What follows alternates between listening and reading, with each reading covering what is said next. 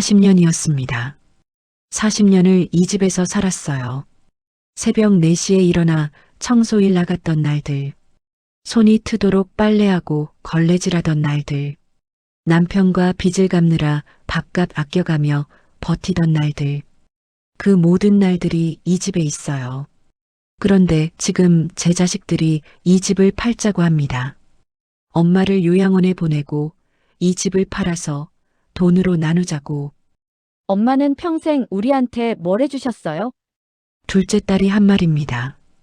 뭘 해줬냐고요? 내 인생을 다 줬어요. 나는 없었어요. 엄마로만 살았어요. 한 푼, 두 푼, 손에 땀이 나도록 모았어요. 그게 7억이었어요. 그게 이 집이었어요. 그게 내 인생 전부였어요. 근데 지금 자식들이 그걸 가져가려고 해요. 아니, 가져가는 것도 모자라. 엄마를 가두려고 해요. 엄마, 너희가 어떻게 그럴 수 있니? 세 자식이 있었습니다. 하지만 진짜 자식은 한 명뿐이었어요. 엄마의 통장. 당신의 자식은 당신을 사랑합니까? 아니면 당신의 돈을 사랑합니까? 저는 오늘 아침 일찍 일어났습니다. 새벽 5시였죠. 사실 잠을 설쳤어요. 어젯밤 큰아들 성호에게서 문자가 왔거든요. 엄마, 내일 저녁 우리 집에서 다 같이 모이자. 중요한 얘기 있어. 세 자식이 한자리에 모인다는 건 명절 아니면 없는 일이었습니다. 그것도 평일 저녁에요. 가슴이 두근거렸어요. 좋은 두근거림은 아니었습니다. 부엌으로 나가 물을 마셨습니다. 손이 떨렸어요. 컵을 들다가 싱크대에 부딪혀 쨍그랑 소리가 났죠. 요즘 자주 그래요. 물건을 떨어뜨리고 어디 뒀는지 잊어버리고 방금 한 말을 또 하고. 6개월 전이었습니다. 병원에서 선생님이 조심스럽게 말씀하셨죠. 어르신, 치매 초기 증상으로 보입니다. 지금부터 관리가 중요해요. 그날 진료실을 나오면서 눈물이 났어요. 하지만 자식들을 볼 때는 아무렇지 않은 척 했습니다. 아직 자식들한테 말하면 안 될 것 같았거든요. 짐이 되고 싶지 않았어요. 하지만 숨기기가 쉽지 않았습니다. 2주 전에는 가스불을 켜놓고 나갔어요. 옆집 최순자 할머니가 냄새를 맡고 알려줘서 큰일을 면했죠. 큰아들한테 전화가 갔더군요. 그 뒤로 자식들 눈빛이 달라졌습니다. 창밖을 봤습니다. 아직 어둠이 거치지 않았더군요. 가로등 불빛만 희미하게 거리를 비추고 있었습니다. 이 아파트에서 산 지 벌써 40년이에요. 35평? 제 명의였습니다. 남편이 세상을 떠나고 나서 제가 받은 거였죠. 지금 시세로는 10억쯤 된답니다. 부동산 아저씨가 그러더군요. 그리고 통장에는 7억이 있었습니다. 낡은 파란 통장. 40년 남편과 제 인생이 담긴 통장이었어요. 집 대출 3억을 다 갚고 남편의 월급과 차곡차곡 모은 돈으로요. 한 푼, 두 푼 모았습니다. 새벽 청소일과 여러 아르바이트를 35년 하면서 자식들 학비 대고 결혼자금 대고 대출 갚고 그래도 악착같이 모았죠. 엄마는 돈이 없어서 대학을 못 갔어. 너희만큼은 배우고 싶은 거 다 배워라. 그렇게 말하면서 큰아들 성호 대학 등록금을 댔습니다. 둘째 딸 미경이의 유학 비용도 댔어요. 막내 준호의 사업 자금도 조금 보탰죠. 그때는 행복했습니다. 자식들을 위해 쓰는 게 당연하다고 생각했거든요. 시계를 봤습니다. 오전 7시. 장을 봐야 했어요. 저녁에 애들이 오니까 음식을 준비해야죠. 외투를 입고 나가는데 옆집 최순자 할머니를 만났습니다. 어머, 영수가 이 아침부터 어딜 가? 애들이 저녁에 온대요. 장 좀 보려고요. 순자 할머니 얼굴이 미묘하게 변했어요. 생일이라도 있어? 아니요. 그냥 자식들이 다 같이 온다네요. 3명 다? 네. 영수가 조심해. 예. 할머니는 제 손을 꼭 잡았습니다. 주름진 손이었지만 따뜻했어요. 자식들이 다 모인다는 건 뭔가 있다는 거야. 내가 겪어봐서 아는데. 특히 치매 얘기 나오면 조심해야 돼. 할머니 눈빛이 슬퍼 보였습니다. 무슨 사연이 있는 것 같았어요. 하지만 더 묻지 않았습니다. 마트에서 장을 봤습니다. 큰아들이 좋아하는 갈비, 둘째 딸이 좋아하는 잡채, 막내가 좋아하는 된장찌개 재료, 카트가 가득 찼어요. 계산하면서 생각했습니다. 이렇게 음식 준비하는 게 언제까지일까? 집에 돌아와 요리를 시작했습니다. 갈비를 재우고 잡채를 볶고 된장찌개를 끓였어요. 손이 기억하고 있었습니다. 40년간 해온 일이었으니까요. 오후 5시쯤 큰아들이 제일 먼저 왔습니다. 엄마, 왔니? 성우는 정장 차림이었어요. 회사에서 바로 온 모양이었죠. 하지만 와이셔츠가 구겨져 있었고 머리숱도 예전보다 많이 빠진 것 같았습니다. 엄마, 요즘 어떠세요? 그 질문이 예사롭지 않았습니다. 성우는 평소에 안부 같은 건 묻지 않았거든요. 그냥 그렇지 뭐. 30분 후 둘째 딸 미경이가 왔습니다. 명품 가방을 들고 있었어요. 하지만 3년 전 모델이었습니다. 제가 사준 거였거든요. 엄마, 오빠 왔어? 응, 거실에 있어. 미경이는 화장을 진하게 했지만 얼굴에 피곤함이 역력했어요. 시댁 생활이 쉽지 않은가 봅니다. 마지막으로 막내 준호가 왔습니다. 캐주얼한 차림에 노트북 가방을 메고 있었어요. 엄마, 오래 기다렸어요? 아니야. 이제 다 모였네. 식탁에 음식을 차렸습니다. 갈비, 잡채, 된장찌개, 나물, 김치. 자식들이 좋아하는 것들로 가득했죠. 자, 먹어라. 성우가 밥을 한 숟가락 뜨더니 말했습니다. 엄마, 음식 맛있네요. 역시 엄마 손맛이에요. 그래, 많이 먹어. 하지만 분위기가 이상했어요. 셋 다 서로 눈치만 보고 있었습니다. 제 가슴이 쿵쿵거리기 시작했습니다. 미경이가 먼저 입을 열었어요. 엄마, 요즘 많이 힘드시죠? 뭐가? 혼자 사시는 거요. 가스불도 그렇고 깜빡깜빡 하시잖아요. 아, 그 얘기를 꺼내는구나. 그냥 한두 번 실수한 거야. 큰아들 성우가 젓가락을 내려놨습니다.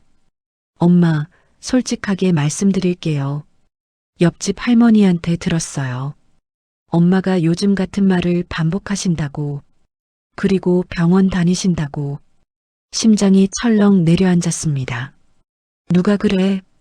엄마, 혹시 치매세요? 성우의 질문이 날카로웠습니다. 저는 고개를 숙였어요. 더 이상 숨길 수 없었습니다. 초기래. 6개월 전에 진단받았어. 순간 식탁이 조용해졌습니다. 셋 다 숨을 죽이고 있었어요. 미경이가 눈물을 글썽이며 말했습니다. 엄마, 왜 말씀 안 하셨어요? 너희 걱정시키고 싶지 않아서. 막내 준호가 제 손을 잡았어요. 엄마, 괜찮을 거예요. 너무 걱정 마세요. 그 따뜻함에 눈물이 줄줄 흘렀습니다. 성우가 기침을 한번 하고 말했어요. 엄마, 그래서 말인데요. 우리가 의논을 좀 했어요. 의논? 엄마 혼자 사시기 힘드실 것 같아서요. 요양원을 알아봤어요. 요양원.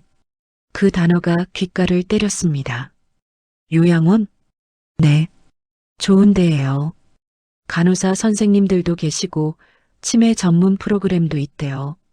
엄마 혼자 계시는 것보다 훨씬 안전하죠. 미경이가 거들었어요. 엄마, 여기서 혼자 계시다가 큰일 나면 어떡해요. 우리가 매일 올 수도 없고. 저는 새 자식을 봤습니다. 흐르던 눈물이 쏙 멈췄습니다. 다들 걱정하는 표정이었어요. 하지만 그 눈빛 어딘가에 다른 게 섞여 있었습니다. 나는 여기서 살고 싶은데. 엄마, 고집 부리지 마세요. 엄마를 위한 거라니까요. 성우가 단호하게 말했습니다. 막내 준호가 조심스럽게 말했어요. 형, 그래도 엄마 의견을 먼저. 준호야, 넌 가만히 있어. 어른들 얘기하잖아. 성우가 동생을 자르고 다시 저를 봤습니다. 엄마, 그리고 또 하나 말씀드릴 게 있어요. 가슴이 철렁했습니다. 뭔데? 엄마 재산 관리요. 통장하고 아파트 말이에요. 드디어 나왔구나. 치매 환자는 법적으로 재산 관리가 어려워요. 혹시라도 사기 당하실 수도 있고요. 그러니까 우리가 대신 관리하는 게 좋을 것 같아요. 미경이가 빠르게 거들었어요. 엄마, 우리가 명의를 받는 게 아니에요. 후견인 서류에 사인만 해주면 그 돈을 그냥 관리만 하는 거예요. 엄마한테 필요하신 거 있으면 당연히 드리고요. 관리. 그 말이 얼마나 허망하게 들리는지. 7억하고 아파트, 다 엄마랑 아빠가 평생 모은 건데. 그러니까요, 엄마. 그 소중한 재산 지켜드리는 거예요. 엄마가 실수로 날리시면 어떡해요. 성우의 목소리에 조급함이 섞였습니다. 저는 젓가락을 내려놨습니다. 그 얘기는 나중에 하자. 엄마. 성우가 답답하다는 듯 소리쳤어요. 언제까지 나중에 하실 거예요? 치매는 점점 심해지는 거라고요. 지금 결정 안 하시면 나중엔 못 하셔요. 그래도 엄마, 우리도 다 계획이 있어요. 나는 집도 바꿔야 되고 미경이도 시댁 때문에 힘들고 준호도 사업 자금 필요하잖아요. 계획. 그 단어가 제 귀에 크게 울렸습니다. 자식들에게 저는 엄마가 아니라 계획의 일부였나 봅니다. 17억짜리 계획이요. 알겠다. 생각 좀 해볼게. 엄마, 다음 주까지만 결정해 주세요. 우리도 일정이 있어서요. 다음 주까지, 기한까지 정해놨더군요. 식사는 더 이상 진행되지 않았습니다. 미경이가 배불러요라며 수저를 놓았고 성우도 회사 일이 있어서라며 일어났어요. 막내 준호만 미안한 듯 저를 바라보다가 형을 따라 일어났습니다. 그럼 엄마 생각 한번 해보세요. 그래. 현관문이 닫혔습니다. 저는 혼자 남았어요. 식탁에는 제가 정성껏 만든 음식들이 그대로 남아 있었습니다. 반도 먹지 않았더군요. 설거지를 하면서 눈물이 났습니다. 싱크대에 눈물이 똑똑 떨어졌어요. 요양원, 재산관리, 자식들은 제가 치매에 걸렸다는 걸 핑계로 모든 걸 가져가려는 거였습니다. 밤 11시 저는 안방 서랍을 열었습니다. 파란 통장이 있었습니다. 7억이라는 숫자가 적혀 있었어요. 그리고 아파트 등기부등본도 꺼냈습니다. 소유자 박영숙. 제 이름이었습니다. 40년 인생이었어요. 새벽 청소, 식당 설거지, 남의 집 파출부. 손에 굳은 살이 박히도록 일했습니다. 자식들은 알까요? 이 돈 한 푼 한 푼이 얼마나 소중한지. 저는 통장을 꼭 안았습니다. 그리고 결심했어요. 치매라고 해서 바보는 아니니까요. 제 정신이 또렷할 때 확인하겠습니다. 자식들이 진짜 절 사랑해서 그러는 건지 아니면 돈 때문인지. 창밖을 봤습니다.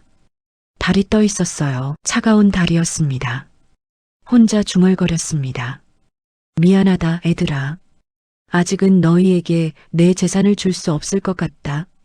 치매 걸렸어도 아직 정신은 멀쩡하단다.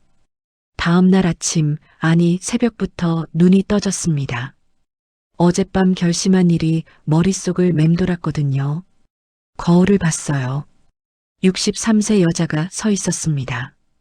주름진 얼굴, 하얗게 센 머리, 피곤한 눈빛. 하지만 그 눈빛만큼은 또렷했어요. 박영숙, 정신 차려. 치매 걸렸어도 아직 멀쩡해. 혼잣말을 하고 부엌으로 나갔습니다. 어젯밤 설거지는 그대로 쌓여 있었어요. 휴대폰을 확인했습니다. 큰아들한테서 문자가 와 있었어요. 엄마, 잘 주무셨어요? 어제 말씀드린 거 생각해 보세요. 벌써부터 재촉하는군요. 저는 답장하지 않았습니다. 오후 2시쯤 옆집 최순자 할머니가 찾아왔습니다. 영수가 어제 애들 왔다 갔지? 네, 할머니. 어땠어? 저는 할머니를 거실로 모셨습니다. 차를 끓여드렸어요. 할머니는 제 얼굴을 자세히 들여다봤습니다. 영수가 울었구나. 아니에요. 거짓말 마. 눈 보면 다 알아. 할머니는 제 손을 잡았습니다. 무슨 얘기 나왔어? 제가 치매 걸렸다고 밝히니 요양원에 가래요. 그리고 재산 관리도 자기들이 하겠대요. 할머니 얼굴이 굳었어요. 그것 봐. 내가 뭘 했어. 자식들이 다 모이면 안 좋은 일이라고. 할머니도 겪으셨어요? 할머니는 고개를 끄덕였습니다. 눈가가 촉촉해졌어요. 15년 전이야. 우리 아들 둘이 나한테 똑같은 소리 했지. 엄마 요양원 가시는 게 좋겠어요. 재산은 우리가 관리할게요. 그래서 어떻게 하셨어요? 나는 그냥 따랐어. 바보처럼. 할머니가 쓴웃음을 지었습니다. 요양원 갔다가 6개월 만에 나왔어. 거긴 살 곳이 아니더라고. 그리고 내 통장은 이미 아들들이 다 나눠 가진 뒤였지. 할머니, 그래도 다행이야. 이 집은 내 명의로 남아 있어서 지금 여기 살고 있잖아. 할머니는 제 손을 더 꽉 잡았어요. 영수가, 너는 나처럼 바보짓 하지 마. 자식들 시험해봐. 어떻게요? 연기해. 치매 증상을 일부러 더 심하게 보여. 그럼 자식들 본색이 나와. 그래도 그게 맞는 건가요? 할머니 눈빛이 단단해졌습니다. 영수가 자식들이 널 시험하고 있어. 엄마가 얼마나 약해졌는지, 언제쯤 재산을 가져올 수 있는지 말이야. 그러니 너도 시험하는 거야. 누가 진짜 효자인지. 그 말이 가슴에 와닿았습니다. 할머니가 돌아가고 나서 저는 안방에 앉아 생각했습니다. 그래, 해보자. 연기. 저녁 무렵 큰아들 성우한테 전화가 왔어요. 엄마, 저 성우예요. 누구? 엄마, 저요. 큰아들 성우. 일부러 헷갈리는 척했습니다. 심장이 쿵쿵거렸어요. 거짓말을 하는 게 너무 힘들었죠. 아, 성우 아빠. 아니, 성우야. 엄마, 괜찮으세요? 성우 목소리에 당황이 섞였습니다. 응, 괜찮아. 그냥 깜빡했어. 엄마, 그러시니까 걱정돼요. 어제 말씀드린 거 생각해 보셨어요? 요양원이랑 재산 관리. 벌써 또 재촉하는군요. 아직이야. 엄마, 빨리 결정하셔야죠. 치매는 기다려주지 않아요. 치매는 기다려주지 않는다. 제 병을 가지고 압박한다는 느낌이 들었어요. 알았어. 생각해 볼게. 전화를 끊고 나니 눈물이 났습니다. 하지만 닦았어요. 울 시간이 없었죠. 그 뒤 둘째 딸 미경이한테 전화를 걸었습니다. 여보세요? 미경아, 엄마야. 엄마, 무슨 일이세요? 아니, 그게 오늘이 무슨 요일이지? 목요일이요, 엄마. 거짓말이었어요. 금요일이었습니다. 하지만 일부러 헷갈리는 척했죠. 아, 목요일이구나. 엄마가 깜빡했네. 전화 너머로 미경이가 한숨 쉬는 소리가 들렸습니다. 엄마, 그러시니까 걱정된다니까요. 요양원 가시는 게 나을 것 같아요. 그래, 알았어. 전화를 끊었습니다. 가슴이 아팠어요. 딸이 자기 엄마를 요양원에 보내고 싶어 한다니. 그날 밤 저는 일기를 쓰기 시작했습니다. 오래간만에 꺼낸 노트였어요. 옛날에 자식들 육아일기로 앞쪽을 썼던 노트였죠. 이제는 자식들을 관찰하는 일기를 쓰게 될 줄은 몰랐습니다. 목요일. 오늘부터 연기 시작. 성우한테는 이름 헷갈리는 척했음 당황하는 목소리. 하지만 걱정보다는 조급함이 더 컸음. 미경이한테 요일 헷갈린다고 했음. 한숨 쉬는 소리 들림. 펜을 내려놨습니다. 손이 떨렸어요. 과연 제가 이걸 끝까지 할 수 있을까요? 다음 날 금요일, 저는 막내 준호한테 전화를 걸었습니다. 엄마, 무슨 일이세요? 준호야, 내일 시간 돼? 내일이요? 오후에는 가능한데요. 엄마가 은행 좀 가려고 하는데 같이 가줄래? 은행요? 무슨 일로요? 통장 정리 좀 하려고. 전화 너머로 준호가 잠시 침묵했습니다. 네, 알겠어요. 몇 시에 갈까요? 3시에 우리 집 앞에서 만나자. 오후 3시, 준호가 왔습니다. 편한 옷차림이었지만 얼굴이 피곤해 보였어요. 엄마, 어디 은행 가실 거예요? 신한은행. 준호가 제 팔을 잡아줬습니다. 따뜻했어요. 이 아이만큼은 다를 거라고 믿고 싶었습니다. 은행에 도착했습니다. 번호표를 뽑고 기다렸어요. 준호는 옆에 앉아서 휴대폰을 보고 있었습니다. 저는 슬쩍 물었어요. 준호야, 요즘 사업은 어때? 그냥 그래요. 힘들어? 준호가 휴대폰을 내려놨습니다. 제 눈을 봤어요. 엄마, 사실은 그때 제 번호가 호출됐습니다. 48번 손님, 3번 창구로 오세요. 저는 일어났습니다. 준호도 따라 일어났어요. 창구에 앉았습니다. 젊은 여자 직원이 웃으며 물었어요. 무엇을 도와드릴까요? 통장 정리 좀 하려고요. 네, 통장 주세요. 저는 가방에서 통장을 꺼냈습니다. 어떻게 정리하시겠어요?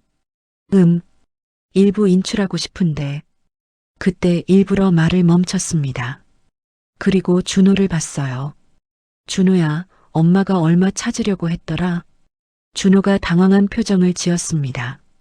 엄마, 저한테 말씀 안 하셨는데요? 아, 그랬지? 깜빡했네. 일부러 헷갈리는 척했어요. 직원도 준호도 저를 이상하게 쳐다봤습니다. 그럼 그냥 조회만 할게요. 네. 직원이 통장을 기계에 넣어 기록을 출력했습니다. 저는 준호가 보이지 않게 다시 덮은 뒤 그걸 받아들고 일어났어요. 은행을 나오면서 준호가 조심스럽게 물었습니다. 엄마, 괜찮으세요? 응, 왜? 아까 깜빡하신 것 같아서요. 나이 들면 다 그렇지 뭐. 준호는 아무 말 하지 않았습니다. 하지만 제 팔을 더 꽉 잡아줬어요. 집 앞에 도착했습니다. 준호가 말했어요. 엄마, 들어가세요. 저는 가봐야 돼서요. 그래, 고마워. 준호가 돌아서려다 멈췄습니다. 그리고 다시 돌아봤어요. 엄마, 응? 형이랑 누나 말대로 하실 거예요? 요양원이랑 재산관리? 제 심장이 쿵했습니다. 너는 어떻게 생각해? 준호가 입술을 깨물었습니다. 뭔가 말하고 싶지만 참는 표정이었어요. 저는 엄마가 지금처럼 계시면 좋겠지만 엄마 결정에 따를게요. 그래, 알았어. 준호가 떠났습니다. 저는 그 뒷모습을 한참 바라봤어요. 막내마저도 확실하지 않았습니다. 집에 들어와 거울을 봤습니다. 아직까지 자식들의 마음을 제대로 알게 된 건 없지만 눈빛은 더 단단해졌습니다. 좋아, 계속해보자. 그날 밤 일기를 또 썼습니다. 금요일, 준호와 은행 갔음. 일부러 헷갈리는 척했음. 준호는 걱정하는 표정이었지만 내 결정을 따르겠다고만 함. 역시 확신할 수 없음. 막내도 결국은 형제들과 같은 생각인가? 펜을 내려놓고 창밖을 봤습니다. 밤하늘에 별이 떠 있었어요. 하지만 외로웠습니다. 세 자식이 있지만 저는 완전히 혼자였어요. 주말이 지나고 월요일 아침 큰아들한테서 전화가 왔습니다. 엄마, 저 성우예요. 오늘 저녁에 갈게요. 왜? 엄마 결정 들으러요. 다음 주까지래 놓고 벌써 일주일 지났잖아요. 목소리가 날카로웠습니다. 그래. 저는 전화를 끊고 생각했어요. 이제 슬슬 마무리를 지어야 할 때인가 봅니다. 하지만 아직 확신이 서지 않았어요. 누가 진짜 저를 사랑하는지. 그때 다시 휴대폰이 울렸습니다. 둘째 딸 미경이었어요. 엄마, 오늘 오빠 간대요. 저도 갈게요. 너도? 네, 엄마 결정 중요하잖아요. 역시 셋 다 같은 마음이었습니다. 저는 한숨을 쉬었어요. 알았어, 와라. 저녁 6시, 세 자식이 모두 왔습니다. 이번엔 음식을 준비하지 않았어요. 일부러요. 힘들다는 걸 보여주려고요. 엄마, 식사 안 하셨어요? 미경이가 냉장고를 열어보며 물었습니다. 깜빡했어. 거짓말이었습니다. 아침도 점심도 먹었어요. 하지만 일부러 그렇게 말했죠. 성우가 심각한 표정을 지었습니다. 엄마 보세요. 이러시니까 걱정되는 거예요. 혼자 사시면 안 돼요. 셋이 소파에 앉았습니다. 저는 맞은편 의자에 앉았어요. 마치 면접을 보는 것 같았습니다. 성우가 말했어요. 엄마, 후견인 신청과 요양원 들어가시는 거 결정하셨어요? 저는 세 자식을 천천히 봤습니다. 그리고 입을 열었어요. 조금만 더 생각할 시간을 줘. 엄마, 성우가 소리쳤습니다. 언제까지 생각하실 거예요? 치매는 계속 진행되는데. 알아. 그래도 미경이가 울먹였어요. 엄마, 우리가 얼마나 걱정하는데요. 제발 우리 말 좀 들어주세요. 막내 준호는 고개를 숙이고 있었습니다. 저는 결심했어요. 마지막 시험을 하나 더 해야겠다고. 알았어. 다음 주에 꼭 결정할게. 엄마, 약속이에요? 약속이야. 자식들이 돌아간 뒤 저는 다시 옆집 최순자 할머니 집 문을 두드렸습니다. 영수가 들어와. 할머니는 제 얼굴만 봐도 아는 것 같았어요. 무슨 일이 있었는지. 거실에 앉았습니다. 할머니가 따뜻한 차를 내왔어요. 국화차였죠. 그동안 자초지종을 말씀드렸습니다. 할머니는 제 얼굴을 보더니 알았다는 듯 고개를 끄덕였어요. 가슴이 미어졌겠구나. 할머니가 제 손을 잡았습니다. 영수가 이제 진짜 시험을 해야 할 때야. 무슨 시험이요? 할머니 눈빛이 단단해졌어요. 재산이 없다고 말해봐. 사기당했다고. 그럼 자식들이 어떻게 할까요? 그게 중요한 거야. 돈 없는 엄마를 어떻게 대하는지 보는 거지. 할머니가 차를 한 모금 마셨습니다. 진짜 효자는 돈이 있든 없든 엄마를 모셔. 하지만 가짜 효자는 돈 없으면 바로 돌아서. 그 말이 가슴에 와닿았습니다. 할머니도 그렇게 해보셨어요? 아니, 나는 못했어. 용기가 없었지. 할머니 목소리가 떨렸어요. 그래서 지금도 후회해. 진실을 몰랐으니까. 우리 아들들이 정말 날 사랑했는지 아니면 돈만 사랑했는지. 영수가 넌 나처럼 후회하지 마. 지금이라도 확인해. 저는 고개를 끄덕였습니다. 해볼게요. 할머니가 미소를 지었어요. 슬프지만 따뜻한 미소였습니다. 용기네. 진실은 아플 수도 있지만 모르는 것보다는 나아. 집으로 돌아와 거울을 봤습니다. 63세 여자가 서 있었어요. 주름진 얼굴이었지만 눈빛만큼은 결연했습니다. 좋아, 해보자. 저는 통장을 꺼냈습니다. 7억이 적힌 파란 통장. 그리고 계획을 세우기 시작했어요. 먼저 은행에 가서 돈을 다른 계좌로 옮기겠습니다. 자식들이 모르는 계좌로요. 그리고 이 통장은 거의 비워놓는 거죠. 오후 2시 은행에 갔습니다. 창구 직원에게 말했어요. 새 계좌 만들고 싶은데요. 네, 어떤 용도로 쓰실 건가요? 그냥 개인적으로요. 직원이 서류를 내밀었습니다. 여기 작성해 주세요. 새 통장을 만들었습니다. 이번엔 초록색 통장이었어요. 그리고 파란 통장에서 6억 9천만 원을 초록 통장으로 옮겼습니다. 파란 통장엔 1천만 원만 남겨뒀어요. 완료되었습니다. 고맙습니다. 초록 통장을 받아들고 은행을 나왔습니다. 가슴이 두근거렸어요. 이제 시작이었습니다. 집에 와서 초록 통장을 침대 밑 깊숙한 곳에 숨겼습니다. 자식들이 절대 찾을 수 없는 곳이었죠. 그리고 파란 통장은 평소처럼 서랍에 넣어뒀어요. 저녁 7시 큰아들 성우한테 전화를 걸었습니다. 엄마, 무슨 일이세요? 성우야, 내일 저녁에 다 모일 수 있어? 왜요? 엄마가 할 말이 있어서. 전화 너머로 성우가 기대하는 듯한 목소리로 물었어요. 혹시 후견인 서류에 서명하시려고요? 그건 와서 얘기하자. 알겠어요. 내일 7시에 갈게요. 다음으로 미경이한테 전화했습니다. 엄마, 저예요. 미경아, 내일 저녁에 올 수 있어? 무슨 일인데요? 중요한 얘기 있어. 알았어요. 오빠도 가요? 응, 셋 다 모이는 거야. 마지막으로 준호한테 전화했습니다. 엄마, 안녕하세요. 준호야, 내일 형이랑 누나도 오는데 너도 올래? 무슨 일이에요? 엄마가 결정한 게 있어서. 준호 목소리가 조심스러워졌어요. 엄마, 혹시 내일 보자. 7시에. 네, 알겠어요. 전화를 끊고 나니 온몸에 힘이 빠졌습니다. 내일이면 모든 게 결정되는 거였어요. 그날 밤 저는 잠을 이룰 수 없었습니다. 천장을 보며 생각했어요. 과연 제 선택이 맞는 걸까요? 자식들을 속이는 게 옳은 일일까요?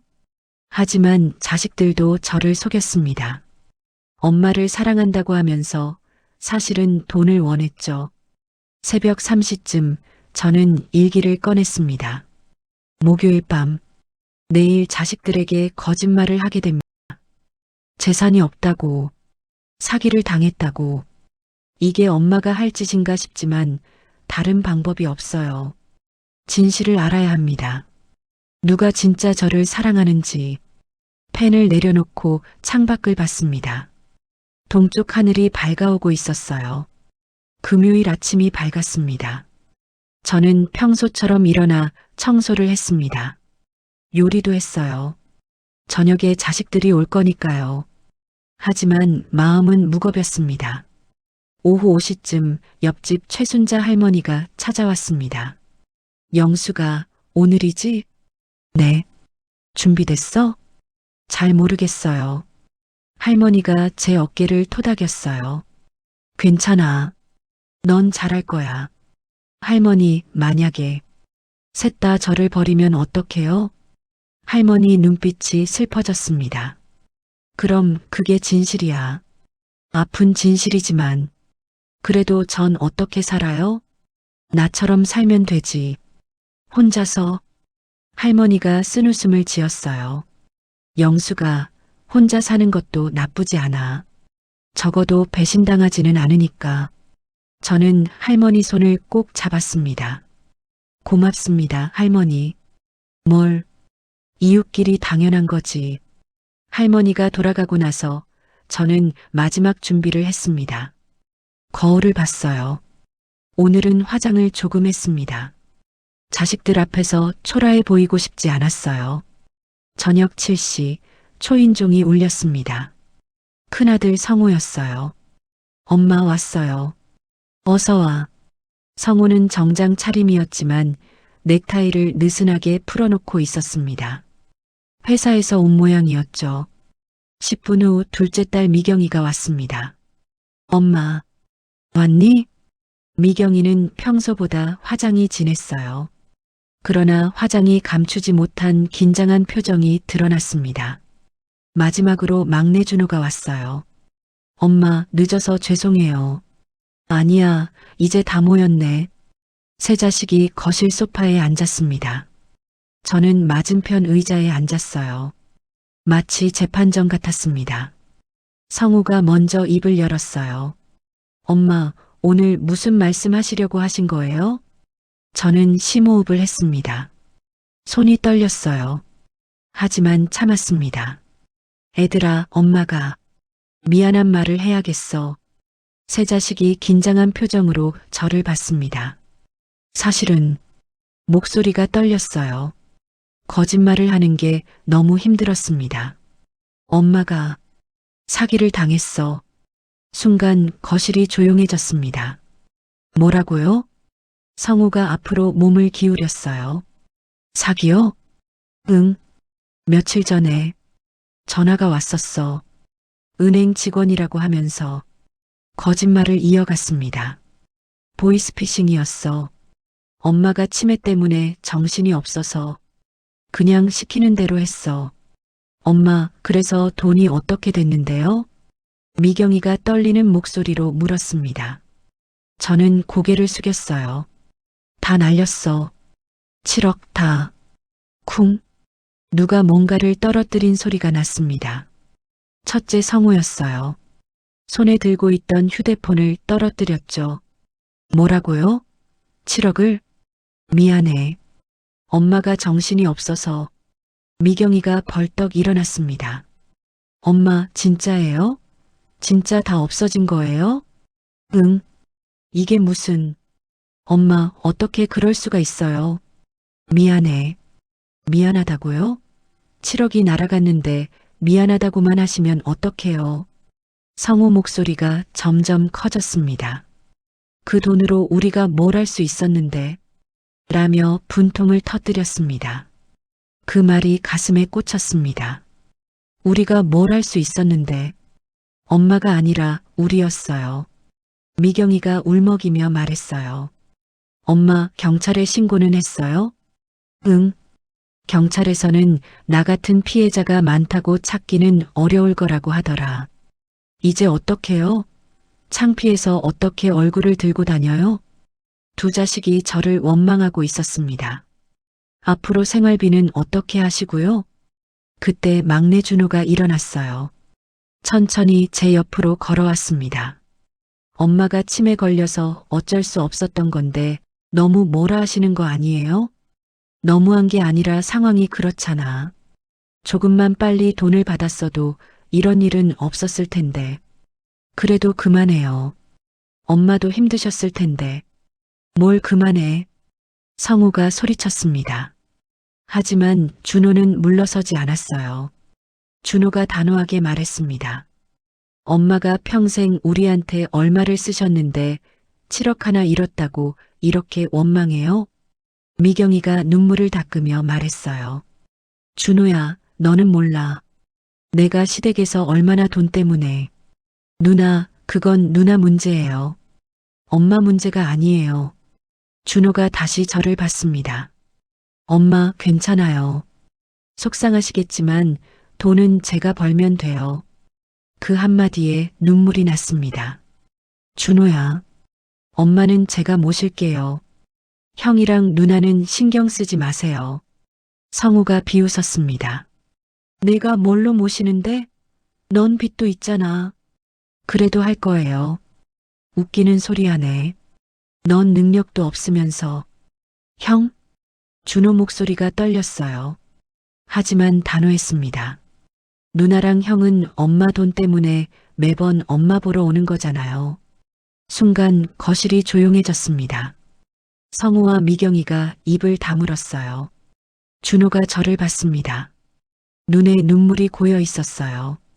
엄마, 사실 그동안은 저도 돈이 없어서 엄마를 모시기 힘들다고 생각했는데 엄마도 어렵게 됐으니 이제 고민이 사라졌어요.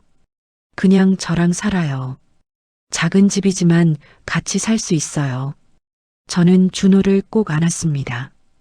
그동안 자식을 믿지 못해 꽁꽁 얼어있던 제 마음이 눈처럼 사르르 녹는 느낌이었지요. 고맙다, 준호야. 저는 다른 자식에게도 한 번 더 기회를 주고 싶었어요. 준호를 안았던 팔을 풀고 성호에게 말했어요. 근데 성호야, 너가 장남이니 엄마는 너희 집에 가서 같이 살고 싶다. 성호가 서류 가방을 집어들었습니다. 어머니, 그건 아니죠. 저는 자식도 있고, 저는 더 이상 신경 쓰기 어려울 것 같아요. 성호야, 엄마, 돈 없으면 저한테 기대지 마세요. 저도 제 가족 먹여 살리기 바빠요. 성호가 문을 쾅 닫고 나갔습니다. 예상은 했지만 마음이 낭떠러지에서 떨어지는 느낌이었어요.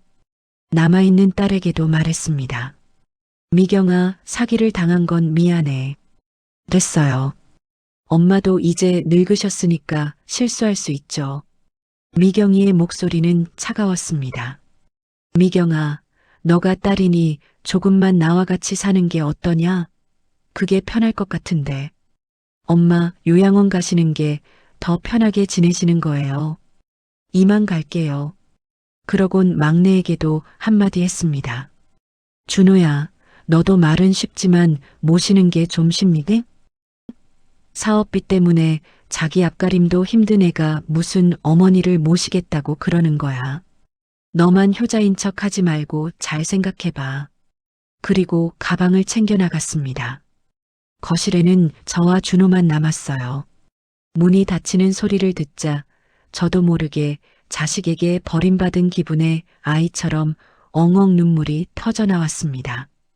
그동안 돈을 모으느라 아이들 곁에 오래 있어주지 못했던 게 잘못이었을까요? 하지만 한편으로는 고민 한 번 없이 저렇게 변해버린 모습이 제가 알던 자식들 같지 않았습니다. 준호가 제 손을 잡았습니다. 엄마, 울지 마세요. 한참 동안 막내는 저의 등을 쓸어주며 달래주었습니다. 조금 진정이 되고 물었어요. 엄마, 진짜 저랑 사실래요?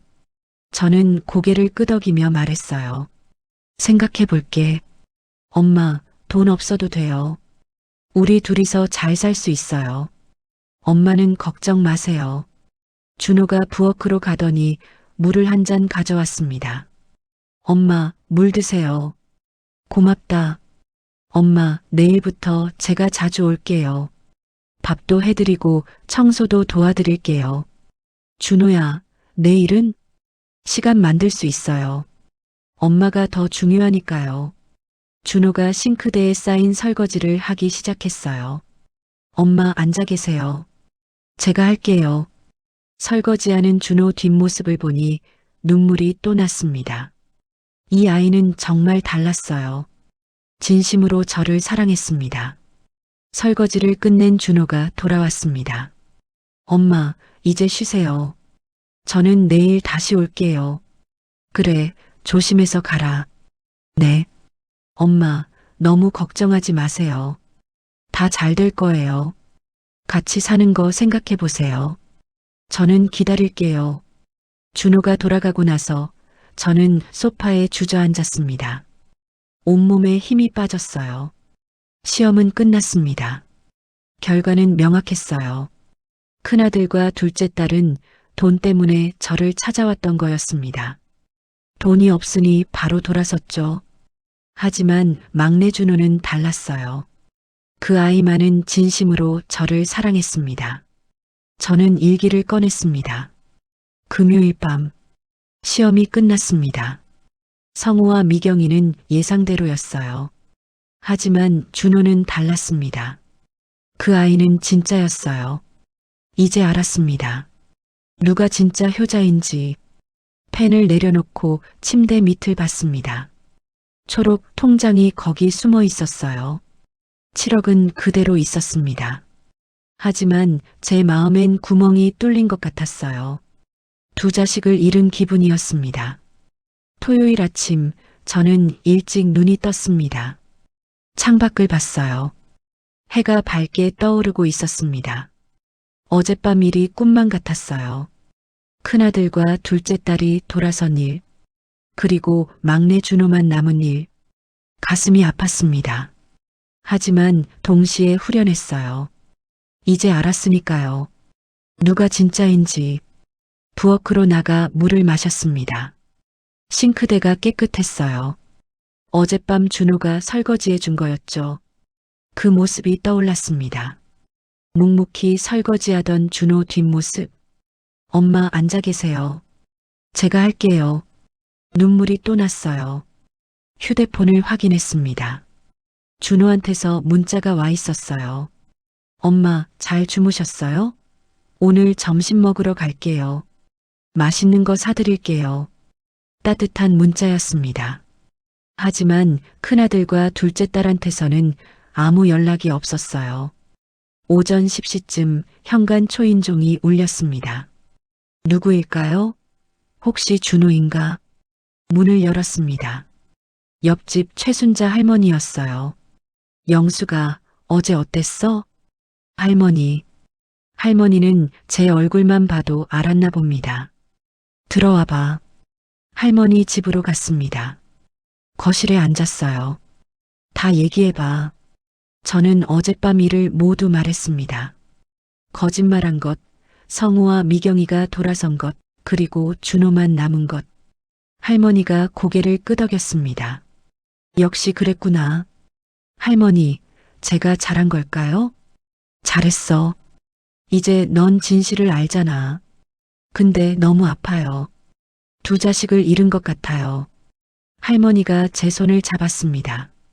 영수가, 넌 아무것도 잃지 않았어. 애초에 없었던 거야.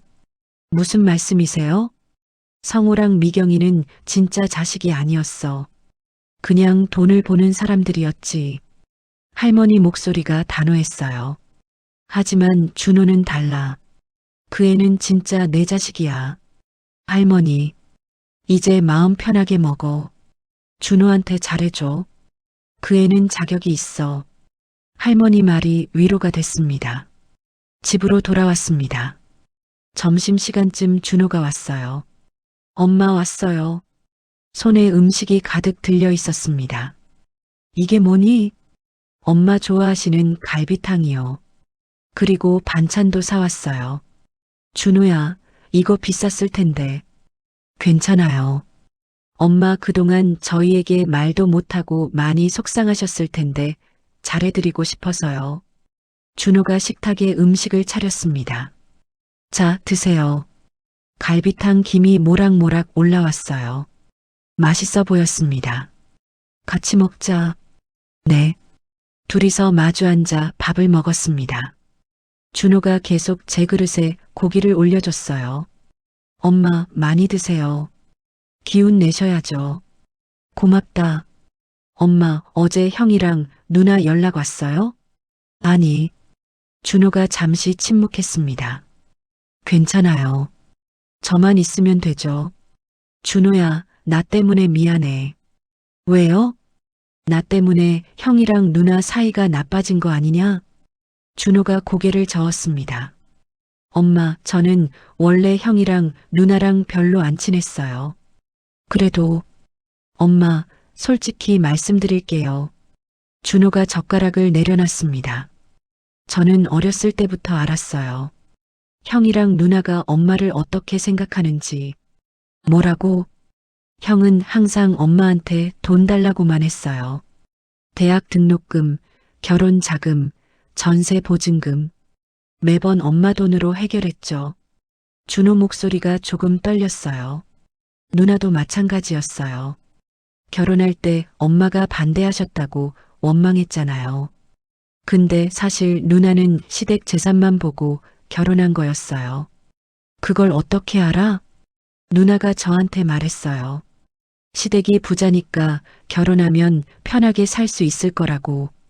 저는 숨이 막혔습니다. 하지만 시댁에서 무시당하니까 이제 친정이 든든하고 돈을 받아와야 한다고 생각한 거죠. 그래서 엄마 재산이 필요했던 거예요. 준호야. 엄마 속상하시겠지만 저는 진짜 엄마를 사랑해요. 준호 눈에 눈물이 고였습니다. 엄마가 돈이 있든 없든 건강하든 아프든 저는 엄마 곁에 있을 거예요. 저는 준호를 꼭 안았습니다. 고맙다, 준호야. 정말 고마워. 엄마. 한참을 그렇게 안고 있었어요. 식사를 마치고 준호가 설거지를 했습니다. 엄마 앉아 계세요. 준호야, 내가 매번 할 순 없잖아. 괜찮아요. 저 이거 좋아해요. 준호가 싱크대에서 설거지하며 말했습니다. 엄마, 다음 주에 이사하는 거 어때요? 이사? 네. 제 집으로요. 작지만 둘이 살 수 있어요. 하지만 너 빚도 있고. 준호가 돌아봤습니다. 엄마, 제가 해결할게요. 조금만 기다려 주세요. 어떻게? 사업 방향을 좀 바꾸려고요. 투자자 한 분이 관심 있다고 하셨어요. 정말? 네. 다음 주에 미팅이 있어요. 잘 되면 빚도 갚고 사업도 정상화할 수 있어요. 준호 눈빛이 희망으로 가득했습니다. 그럼 엄마 모시고 좀 더 큰 집으로 이사할게요. 준호야. 엄마, 제가 꼭 성공할게요. 그래서 엄마한테 잘해드릴게요. 저는 가슴이 뭉클했습니다. 이 아이는 정말 천사였어요. 준호가 설거지를 마치고 말했습니다.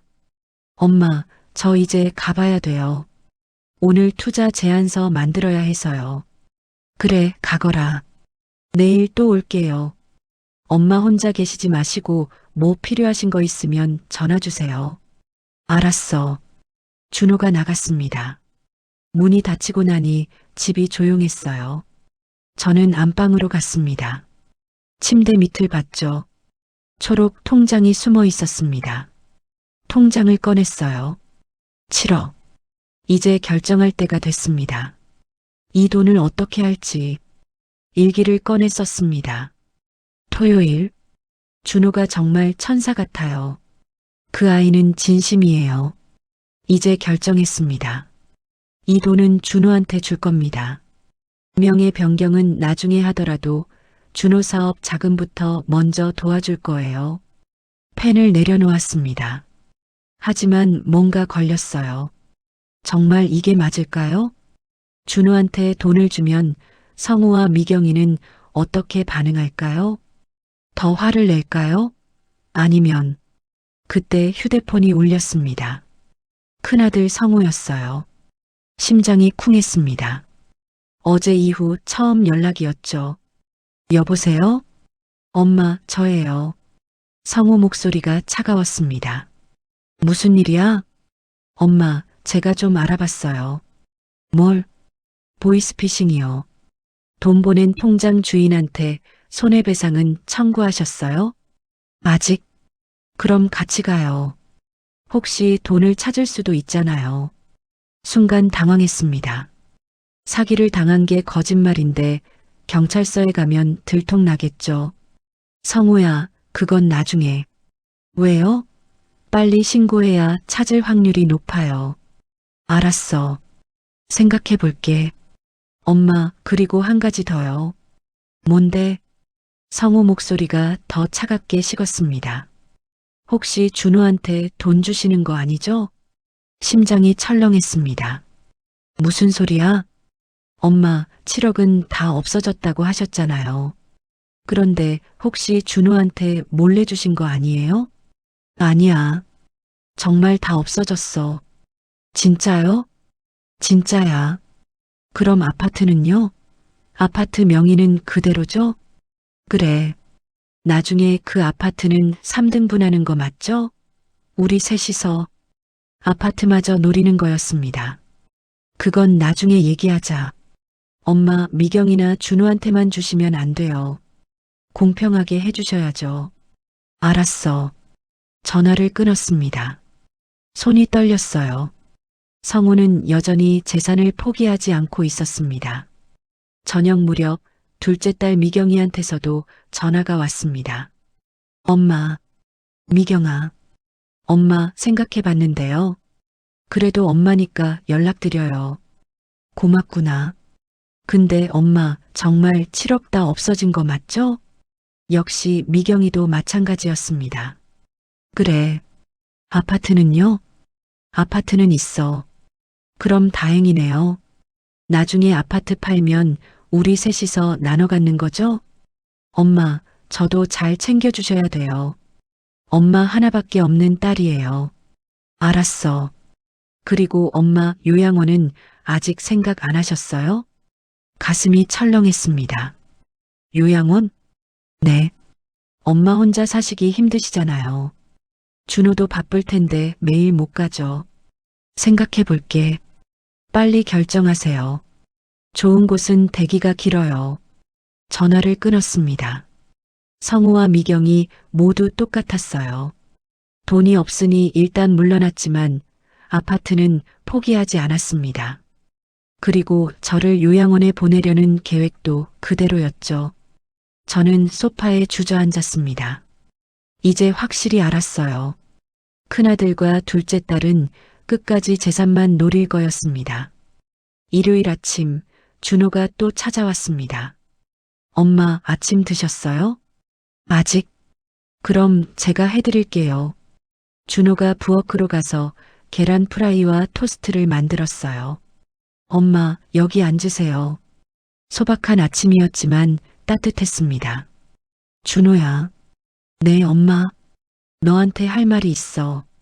준호가 고개를 갸우뚱했어요. 무슨 말씀이세요? 저는 심호흡을 했습니다. 결정했어요. 준호한테 진실을 말하기로요. 사실은 목소리가 떨렸습니다. 엄마가 거짓말했어. 예. 7억. 사기 안 당했어. 다 했어. 준호 눈이 커졌습니다. 엄마, 그게 무슨... 미안해. 엄마가 너희를 시험한 거야. 준호가 멍하니 저를 봤어요. 저는 침대 밑에서 초록 통장을 꺼냈습니다. 여기 있어. 7억. 그대로. 준호가 통장을 보더니 저를 봤습니다. 엄마, 왜 그러신 거예요? 누가 진짜 엄마를 사랑하는지 알고 싶었어. 준호 눈에 눈물이 고였습니다. 그래서 저를 시험하신 거예요? 그래, 미안해. 준호가 고개를 저었습니다. 아니에요. 괜찮아요. 정말? 네, 저는 돈이 있든 없든 엄마를 모실 거였어요. 준호가 제 손을 잡았습니다. 엄마, 이 돈은 엄마 거예요. 제가 탐내지 않을게요. 아니야. 엄마가 주고 싶어서 주는 거야.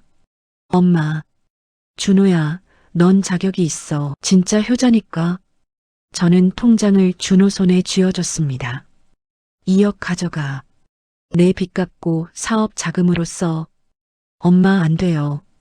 이건 너무 큰 돈이에요. 괜찮아. 엄마가 주고 싶어? 준호가 울기 시작했습니다. 엄마, 고맙습니다. 엄마가 더 고마워. 곁에 있어줘서.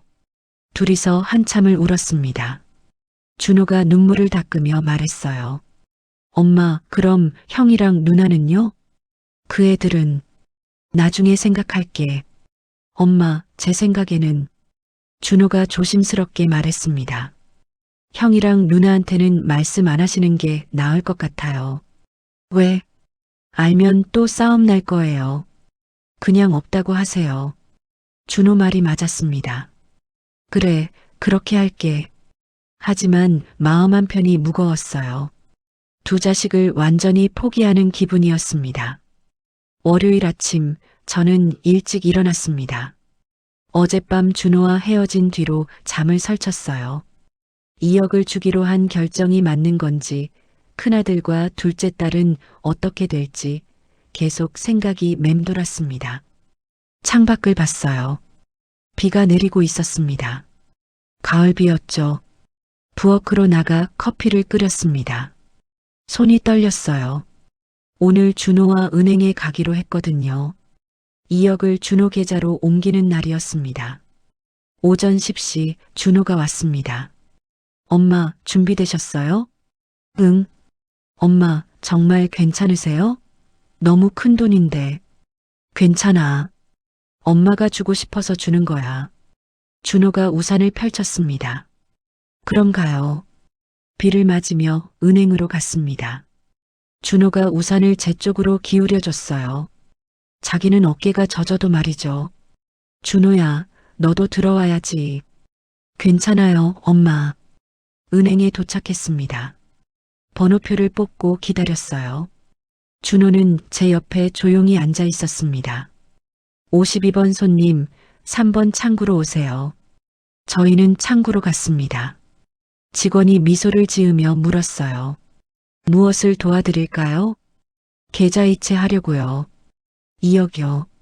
직원 눈이 살짝 커졌습니다. 네, 받으실 분 계좌번호 알려주세요. 준호가 자기 통장을 꺼냈습니다. 여기요. 직원이 확인하고 서류를 내밀었어요. 여기 서명해 주세요. 저는 떨리는 손으로 서명했습니다. 박영숙. 40년을 모은 돈이 이렇게 쉽게 옮겨지는구나. 완료되었습니다. 고맙습니다. 은행을 나왔습니다. 비는 여전히 내리고 있었어요. 준호가 말했습니다. 엄마, 정말 고맙습니다. 괜찮아. 엄마, 저 이 돈 잘 쓸게요. 빚도 갚고 사업도 제대로 할게요. 그래, 믿는다. 그리고 엄마 빨리 성공해서 엄마한테 더 잘해드릴게요. 준호 눈빛이 진지했습니다. 집으로 돌아왔습니다. 준호가 말했어요. 엄마, 저 오늘 투자자 미팅 있어요. 이제 가봐야 할 것 같아요. 그래, 잘하고 와. 네. 엄마, 저녁에 연락드릴게요. 준호가 나갔습니다. 저는 혼자 남았어요. 소파에 앉아 창밖을 봤습니다. 비가 점점 더 세게 내렸죠. 그때 휴대폰이 울렸습니다. 큰아들 성우였어요. 엄마, 성우야. 엄마, 오늘 시간 되세요? 왜? 가족끼리 얘기 좀 하려고요. 저녁에 엄마 집으로 갈게요. 미경이도 같이요. 무슨 얘기? 가서 할게요. 성우 목소리가 단호했습니다. 7시에 갈게요. 전화가 끊어졌습니다. 가슴이 불안했어요. 무슨 얘기를 하려는 걸까요? 오후 내내 저는 안절부절 못했습니다. 옆집 최순자 할머니한테 가서 말했어요. 할머니, 오늘 저녁에 첫째랑 둘째가 온대요. 무슨 일로? 모르겠어요. 그냥 얘기하자고만. 할머니 얼굴이 심각해졌습니다. 영수가 조심해. 그 애들이 뭔가 준비한 것 같은데. 무슨 준비요? 아마도 아파트 얘기일 거야. 7억은 없어졌다고 하니까 이제 아파트를 노리는 거지. 할머니 말이 맞는 것 같았어요. 할머니, 전 어떻게 해야 돼요? 끝까지 버텨. 내 집이야. 아무한테도 뺏기지 마. 네. 집으로 돌아왔습니다. 준호한테 문자를 보냈어요. 준호야, 오늘 저녁에 형이랑 누나가 온대. 같이 있어줄 수 있어? 곧 답장이 왔습니다. 엄마 미팅이 좀 길어질 것 같아요. 8시쯤 갈 수 있을 것 같은데 괜찮으세요? 괜찮아. 천천히 와. 저녁 7시 초인종이 울렸습니다. 심호흡을 하고 문을 열었어요. 큰아들 성우와 둘째 딸 미경이가 서 있었습니다. 둘 다 표정이 굳어 있었어요. 들어와. 거실로 들어왔습니다. 소파에 나란히 앉았죠. 저는 맞은편 의자에 앉았습니다. 성우가 서류 가방을 열었어요. 엄마, 오늘은 중요한 얘기를 하러 왔어요. 무슨 얘기? 미경이가 끼어들었습니다. 엄마, 우리가 상의를 좀 했어요. 뭘? 성우가 서류를 꺼냈습니다. 엄마, 이건 요양원 신청서예요. 심장이 쿵했습니다. 요양원? 네. 경기도에 있는 곳인데 괜찮다고 하더라고요. 성우야, 엄마는 요양원 안 간다고 했잖아. 엄마, 그래도 가셔야죠. 성우 목소리가 차가웠습니다. 엄마 혼자 계시면 위험해요. 치매도 있으시고 또 사기 당할 수도 있잖아요. 준호가 돌봐준다고 했어. 준호요? 미경이가 비웃었습니다. 엄마, 준호는 자기 일도 바빠요. 매일 엄마 챙길 수 없어요. 그래도 엄마, 요양원이 더 안전해요. 간호사도 있고 밥도 해주고. 성우가 서류를 제 앞에 밀었습니다. 여기 서명만 하시면 돼요. 저는 서류를 밀어냈습니다. 싫어. 엄마는 이 집에서 살 거야. 엄마. 성우가 목소리를 높였습니다. 왜 이렇게 고집을 피우세요? 이건 엄마 집이야. 40년을 산 집이라고. 그래서요. 미경이가 말했어요. 그 집 얘기를 하려고 왔어요. 집? 성우가 다른 서류를 꺼냈습니다. 엄마, 이건 아파트 매매 계약서예요. 뭐? 이 아파트를 파는 거예요. 머리가 하얘졌습니다. 무슨 소리야? 엄마, 요양원 가시면 이 집 필요 없잖아요. 팔아서 우리 셋이 나눠 갖는 게 맞죠? 너희가 미쳤어? 제 목소리가 떨렸습니다. 이 집은 엄마 거야. 너희가 팔 수 없어. 엄마 명의로는 못 팔죠. 성우가 차갑게 말했습니다. 그래서 명의를 우리한테 넘기셔야 해요. 절대 안 돼. 엄마. 미경이가 소리쳤습니다. 엄마는 왜 이렇게 이기적이세요? 우리도 살아야 되잖아요. 이기적? 네. 엄마는 평생 우리한테 뭘 해주셨어요? 다른 부모들은 자식들 집도 사주고 차도 사주는데 엄마는 뭘 해주셨어요? 미경이 말이 비수처럼 꽂혔습니다. 엄마가 너희 학비 댔잖아. 결혼 자금도 줬고 그건 당연한 거잖아요. 부모니까. 성우가 다시 서류를 밀었습니다. 엄마, 여기 서명하세요. 아파트 팔면 10억이에요. 셋이 나누면 한 명당 3억 조금 넘게 받을 수 있어요. 준호는? 준호도 받죠. 공평하게 나누는 거예요. 안 돼. 왜요? 이 집은 엄마가 피땀 흘려서 산 거야. 너희 아빠랑 같이 빚 갚고 새벽마다 출근하며 35년 동안 밤낮으로 모은 돈으로 산 거라고. 제 목소리가 떨렸습니다. 이 집은 엄마 인생이야. 못 줘. 성우가 일어섰습니다. 그럼 법적으로 하겠습니다. 뭐? 치매 환자는 재산 관리 능력이 없어요. 법원에 후견인 신청하면 우리가 관리할 수 있어요. 성우야. 엄마 선택하세요. 우리 말대로 하시든지 아니면 법정에서 만나든지. 성우가 서류를 집어넣고 가방을 챙겼습니다. 일주일 드릴게요. 생각하세요. 미경이도 일어났어요. 엄마, 우리도 힘들어요. 제발 이해해 주세요. 두 사람이 나갔습니다. 문이 닫혔어요. 저는 그 자리에 주저앉았습니다. 다리에 힘이 풀렸습니다. 요양원, 아파트 매매, 법적 후견인, 제 인생을 빼앗아 가려는 거였어요. 눈물이 쏟아졌습니다. 40년 인생이 무너지는 것 같았습니다. 그때 초인종이 울렸습니다. 준호였어요.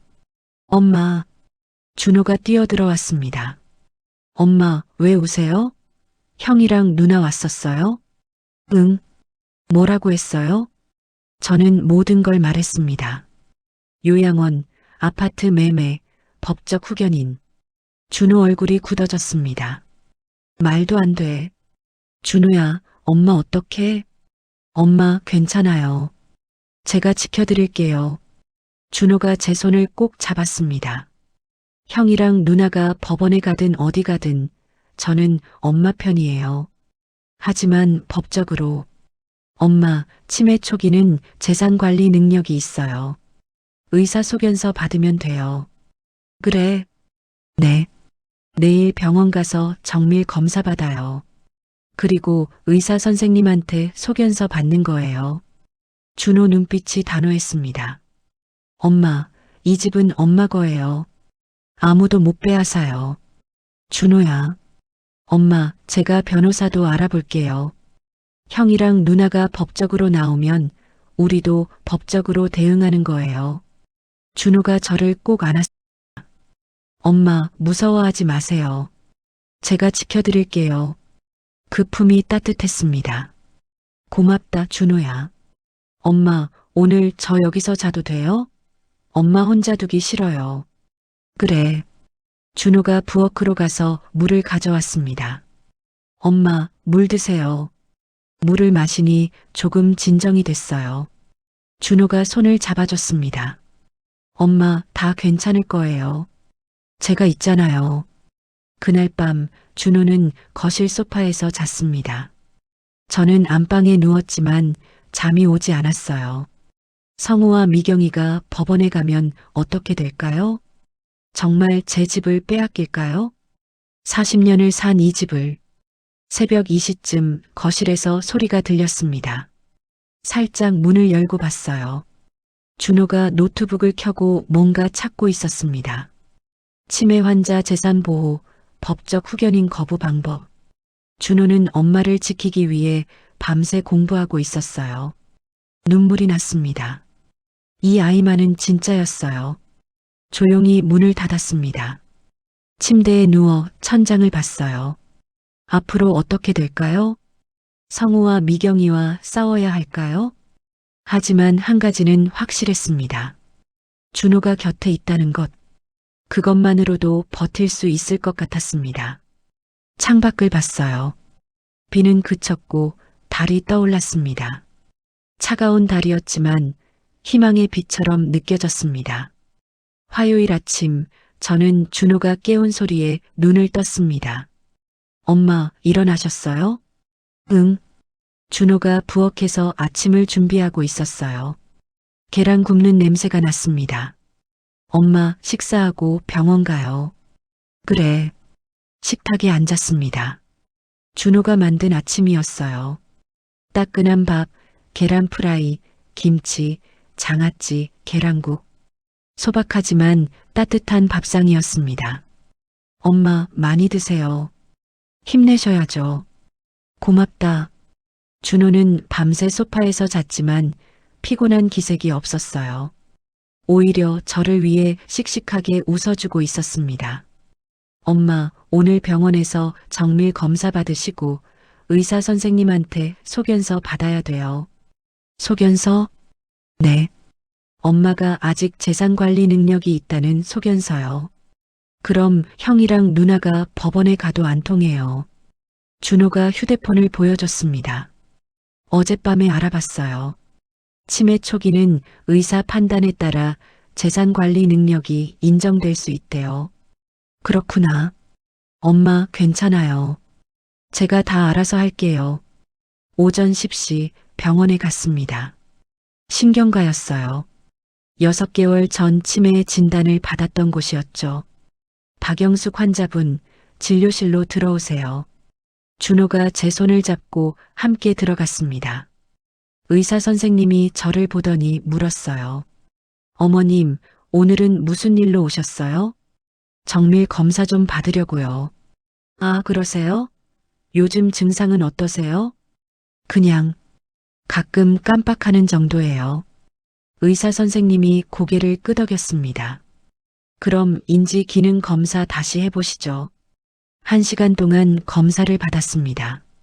그림 그리기, 숫자 세기, 날짜 맞히기, 간단한 계산. 긴장했지만 최선을 다했어요. 검사가 끝나고 결과를 기다렸습니다. 준호가 제 손을 꼭 잡아줬어요.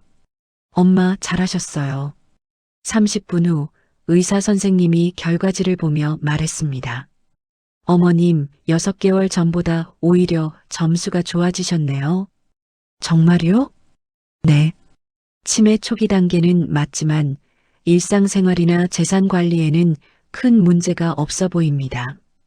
가슴이 뻥 뚫리는 것 같았어요. 준호가 조심스럽게 물었습니다. 선생님, 그럼 소견서 받을 수 있을까요? 소견서요? 무슨 용도로요? 법적으로 필요해서요. 엄마가 재산 관리 능력이 있다는 소견서요. 의사 선생님이 잠시 생각하더니 고개를 끄덕였습니다. 가능합니다. 현재 상태로는 충분히 판단 능력이 있으시니까요. 감사합니다. 소견서를 받아들고 병원을 나왔습니다. 준호가 환하게 웃었어요. 엄마, 됐어요. 이제 형이랑 누나가 뭐라고 해도 괜찮아요. 정말 고맙다, 준호야. 엄마, 이제 변호사 선생님한테 가요. 변호사? 네. 제가 어제 약속 잡아뒀어요. 준호는 정말 준비가 철저했습니다. 오후 2시 변호사 사무실에 갔습니다. 40대 여자 변호사였어요. 이름은 김현주 변호사였습니다. 어서 오세요. 앉으세요. 저희는 소파에 앉았습니다. 준호가 상황을 설명했어요. 큰형과 둘째 누나가 요양원과 아파트 매매를 강요한다는 것, 법적 후견인을 신청하겠다고 협박한다는 것. 김현주 변호사가 고개를 끄덕이며 들었습니다. 어머님, 의사소견서 있으세요? 네, 여기요. 소견서를 건넸습니다. 변호사가 읽어보더니 말했어요. 좋습니다. 이 소견서가 있으면 법원에서 후견인 신청을 기각할 가능성이 높아요. 정말요? 네. 치매 초기라도 판단 능력이 있다고 의사가 인정했으니까요. 변호사가 서류를 꺼냈습니다. 그리고 예방조치를 하나 하시죠. 예방조치요? 네. 아파트 명의의 처분 제한 등기를 거는 거예요. 그게 뭔가요? 쉽게 말하면 어머님 허락 없이는 이 집을 팔 수 없게 만드는 거예요. 법적으로 보호하는 거죠. 준호가 눈을 반짝였습니다. 그렇게 할 수 있어요? 물론입니다. 치매 환자를 악용한 재산 침해를 막기 위한 제도예요. 그럼 당장 해주세요. 변호사가 미소를 지었습니다. 알겠습니다. 서류 준비해서 등기소에 신청하겠습니다. 일주일 정도 걸려요. 감사합니다. 사무실을 나오면서 준호가 말했습니다. 엄마, 이제 안심하세요. 형이랑 누나가 아무것도 못해요. 준호야, 정말 고맙다. 내가 아니었으면. 엄마, 제가 당연히 해야 할 일이에요. 집으로 돌아왔습니다. 마음이 조금 가벼워졌어요. 하지만 여전히 불안했습니다. 성우와 미경이가 가만히 있을까요? 저녁 무렵 예상대로 휴대폰이 울렸습니다. 큰아들 성우였어요. 엄마, 성우야. 엄마 생각해 보셨어요? 뭘? 요양원이랑 아파트 매매요. 심호흡을 했습니다. 성우야, 엄마는 안 할 거야. 뭐라고요? 요양원도 안 가고 아파트도 안 팔아. 성우 목소리가 차갑게 식었습니다. 엄마, 그럼 법원에 가는 수밖에 없네요. 가려면 가. 엄마는 의사소견서도 받았어. 재산관리 능력 있다고. 전화 너머로 성우가 숨쉬는 소리만 들렸습니다. 그리고 변호사도 선임했어. 내가 법원에 가든 어디 가든 엄마는 대응할 준비가 됐어. 누가 그렇게 하라고 했어요? 준호예요? 그래. 역시. 성우가 비웃었습니다. 엄마, 준호한테 속으시는 거예요. 그 애도 엄마 재산 노리는 거예요. 아니야. 엄마는 모르세요. 준호도 똑같아요.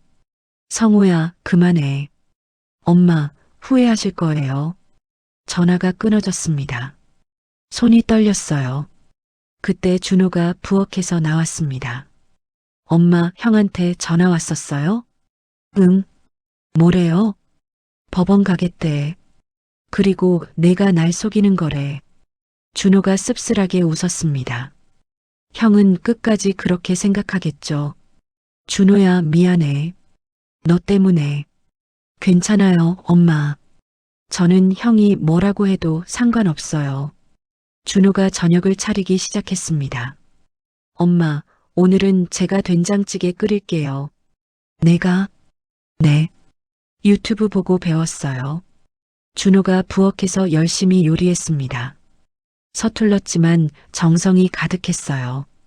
저녁을 먹으면서 준호가 말했습니다. 엄마, 제 투자 미팅이 잘 됐어요. 정말? 네. 다음 주에 계약서 쓰기로 했어요. 투자 받으면 빚도 갚고 사업도 제대로 할 수 있어요. 다행이다. 엄마가 주신 2억으로 일단 빚은 갚았어요. 정말 고마워요. 준호 눈빛이 밝았습니다. 엄마, 제가 빨리 성공해서 큰 집으로 이사 가요. 엄마 모시고. 그래, 기대할게. 식사를 마치고 설거지를 할 때였습니다. 초인종이 울렸습니다. 누구일까요? 문을 열었습니다. 둘째 딸 미경이가 서 있었어요. 얼굴이 붉어져 있었습니다. 엄마, 미경아, 얘기 좀 해요. 미경이가 들어왔습니다. 준호를 보더니 인상을 찌푸렸어요. 준호, 너 좀 나가줄래? 누나, 무슨 얘기인데요? 엄마랑 둘이서 할 얘기야. 준호가 저를 봤습니다.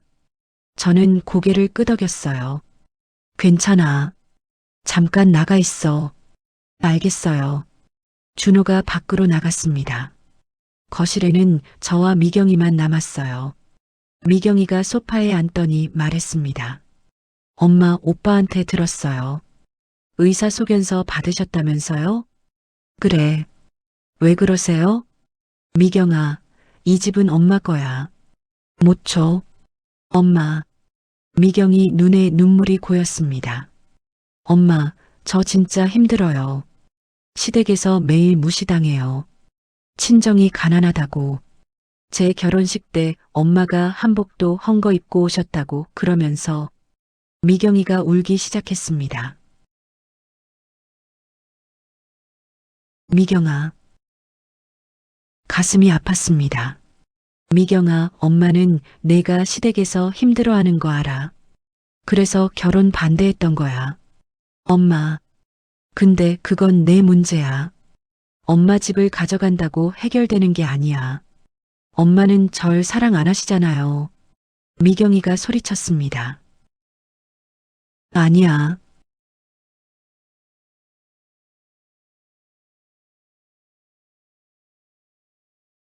미경아. 저도 이제 엄마 없이 살 거예요. 미경이가 문을 쾅 닫고 나갔습니다. 저는 그 자리에 주저앉았어요. 딸이 저를 떠났습니다. 저는 그 자리에 주저앉았습니다. 다리에 힘이 완전히 풀렸어요. 바닥이 차갑게 느껴졌지만 제 가슴은 더 차가웠습니다.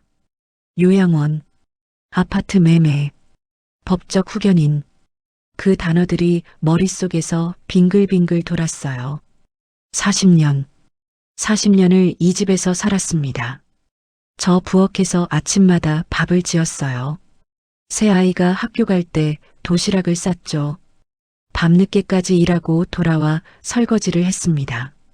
저 거실에서 아이들이 뛰어놀았어요. 큰아들이 처음 걸음마를 뗐고 둘째 딸이 처음 말을 했고 막내가 처음 웃었죠. 이 집 모든 구석구석에 제 땀과 눈물이 배어 있습니다. 새벽 4시에 일어나 청소일 나갔던 날들, 손이 트도록 빨래하고 걸레질하던 날들, 빚을 갚느라 밥값 아껴가며 버티던 날들, 그 모든 날들이 이 집에 있어요. 그런데 지금 제 자식들이 이 집을 팔자고 합니다. 엄마를 요양원에 보내고 이 집을 팔아서 돈으로 나누자고. 마치 엄마가 죽기를 기다리는 것 같았어요. 아니, 죽기를 기다리는 게 아니라 살아있는 동안 다 가져가려는 거였죠. 엄마는 평생 우리한테 뭘 해주셨어요? 미경이가 한 말이 귓가에 맴돕니다. 뭘 해줬냐고요? 너희 기저귀를 갈았지. 밤새 열 내릴 때까지 간호도 했어. 학교 가기 싫다고 올 때 달래도 줬지. 새벽 일 나갔다가 돌아오면 너희가 자고 있었지. 그 얼굴 보면서 마음을 다잡았지. 저는 그렇게 살았어요. 뭘 해줬냐고요? 내 인생을 다 줬어요. 나는 없었어요. 엄마로만 살았어요. 젊었을 때 하고 싶은 것도 많았어요. 친구들이랑 여행도 가고 싶었고 예쁜 옷도 입고 싶었죠. 하지만 다 참았어요. 너희 학원비, 너희 과외비, 너희 대학 등록금. 내 것은 하나도 없었어요. 심지어 아플 때도 병원 안 갔어요. 그 돈이면 너희 학원비 한 달치라도 더 낼 수 있으니까. 그렇게 남편과 35년을 모았어요. 한 푼, 두 푼, 손에 땀이 나도록 모았어요. 그게 7억이었어요. 그게 이 집이었어요. 그게 내 인생 전부였어요. 근데 지금 자식들이 그걸 가져가려고 해요. 아니, 가져가는 것도 모자라 엄마를 요양원에 가두려고 해요. 엄마 혼자 계시면 위험해요. 거짓말. 자식들이 걱정되는 건 내가 아니었어요. 엄마가 재산을 다른 데 쓸까봐 무서웠나 봐요. 그래서 빨리 가두려는 거잖아요. 법적 후견인? 그게 뭐예요? 나를 법적으로 무능력자로 만들어서 마음대로 하겠다는 거잖아요. 아, 가슴이 너무 아파요. 숨이 안 쉬어져요. 내가 낳은 자식들이에요. 내 배를 아프게 하고 나온 자식들이에요. 그 작은 손으로 내 손가락을 꼭 쥐었던 아이들이에요. 엄마라고 처음 불렀을 때 세상을 다 가진 것 같았어요. 그때는 진짜 사랑이었어요. 언제부터였을까요? 언제부터 그 사랑이 돈으로 바뀌었을까요? 아니, 처음부터 사랑이 아니었던 걸까요? 그저 엄마가 해주는 게 당연하다고 생각했던 걸까요? 내가 잘못 키운 걸까요? 너무 많이 줘서 잘못된 걸까요? 아니면 너무 못 줘서 잘못된 걸까요? 돈을 더 많이 벌었어야 했나요? 집도 사주고 차도 사주는 그런 엄마가 돼야 했나요? 그랬다면 지금 이렇게 안 됐을까요? 아니에요. 더 달라고 했을 거예요. 끝이 없었을 거예요. 사람의 욕심은 끝이 없으니까요. 내 자식들도 사람이니까요. 아, 이게 엄마의 말로인가요? 평생을 자식 위해 살았는데 마지막엔 자식한테 버림받는 게 엄마의 운명인가요? 요양원. 그곳에 가면 어떻게 될까요? 낯선 사람들 사이에서 혼자 늙어갈까요? 아무도 찾아오지 않는 날들을 견뎌야 할까요? 명절에도 혼자 앉아서 다른 사람들 가족 오는 거 부러워해야 할까요? 아니에요. 난 안 가요. 못 가요. 이 집은 내 거예요. 40년 내 인생이 담긴 집이에요. 하지만 너무 외로워요. 너무 무서워요. 자식들한테 버림받았다는 게 이렇게 아플 줄 몰랐어요. 사람들이 말했어요. 자식 키워봤자 소용없다고. 그때는 이해 못했어요. 우리 애들은 다르다고 생각했어요. 근데 지금 알겠어요. 다르지 않았어요. 똑같았어요. 아니, 어쩌면 더 심했어요. 왜냐하면 내가 너무 많이 줬으니까요. 너무 많이 사랑했으니까요. 그래서 당연하게 여겼나 봐요. 엄마는 원래 그런 거라고. 엄마는 원래 주는 거라고. 엄마는 원래 희생하는 거라고. 근데 엄마도 사람이에요. 엄마도 아파요. 엄마도 외로워요. 엄마도 사랑받고 싶어요. 그게 너무 큰 욕심이었나요? 내가 낳은 자식들한테 사랑받고 싶다는 게 그게 욕심이었나요? 준호. 그 아이 목소리가 들려요. 엄마, 괜찮아요. 저 있잖아요. 그 한마디가 지금 저를 붙잡고 있어요. 그 한마디가 없었다면 저는 지금 어떻게 됐을까요? 아마도 정말로 무너졌을 거예요. 일어설 힘도 없이. 하지만 준호가 있어요. 그 아이가 와요. 곧 와요. 그때까지 버텨야 해요. 일어나야 해요. 이렇게 바닥에 주저앉아 있으면 안 돼요. 근데 일어날 힘이 없어요. 다리가 안 움직여요. 온몸에 힘이 하나도 없어요. 이제 그냥 이렇게 있고 싶어요. 이렇게 바닥에 누워서 아무것도 안 하고 싶어요. 40년 동안 쉬지 않고 달려왔어요. 이제 좀 쉬고 싶어요. 제발. 그날 밤 준호는 쓰러진 저를 부축해 잠자리까지 바래다 주었습니다. 잠결에 아들이 이불을 덮어주며 다독이는 게 느껴졌지만 기운이 없어 눈을 뜨지 못한 채 잠에 들었지요. 다음 날 화요일 병원에서 소견서 받았습니다. 변호사도 선임했어요. 준호가 다 도와줬습니다. 하지만 성우와 미경이는 끝까지 법원에 가겠답니다. 제 두 자식이 저를 고소하는 거예요. 가슴이 너무 아픕니다. 하지만 준호가 있어서 버틸 수 있어요. 펜을 내려놓고 창밖을 봤습니다. 밤하늘에 별이 가득했어요. 내일은 어떻게 될까요? 성우와 미경이는 정말 법원에 갈까요? 하지만 한 가지는 확실했습니다. 준호가 곁을 지켜줄 거라는 것. 그것만으로도 힘이 났습니다. 거실을 봤어요. 준호가 소파에서 자고 있었습니다. 엄마를 지키기 위해 자기 집도 가지 않고 여기 남아준 아이였죠. 고맙다, 준호야. 혼잣말로 중얼거렸습니다. 그리고 조용히 불을 끄고 침대에 누웠어요. 내일은 더 힘든 날이 될 거였습니다. 하지만 두렵지 않았어요. 준호가 있으니까요. 한 달이 흘렀습니다. 10월의 마지막 주였어요. 창밖으로 은행잎이 떨어지는 게 보였습니다. 가을이 깊어지고 있었죠. 거실 탁자 위에는 법원 서류가 놓여 있었습니다. 큰아들 성우와 둘째 딸 미경이가 정말 법원에 후견인 신청을 했어요. 2주 전이었죠. 하지만 김현주 변호사님이 잘 대응해 주셨습니다. 의사소견서와 제 진술서를 제출했고 법원은 후견인 신청을 기각했어요. 제가 이겼습니다. 하지만 기쁘지 않았어요. 두 자식과 완전히 등지게 됐으니까요. 소파에 앉아 휴대폰을 봤습니다.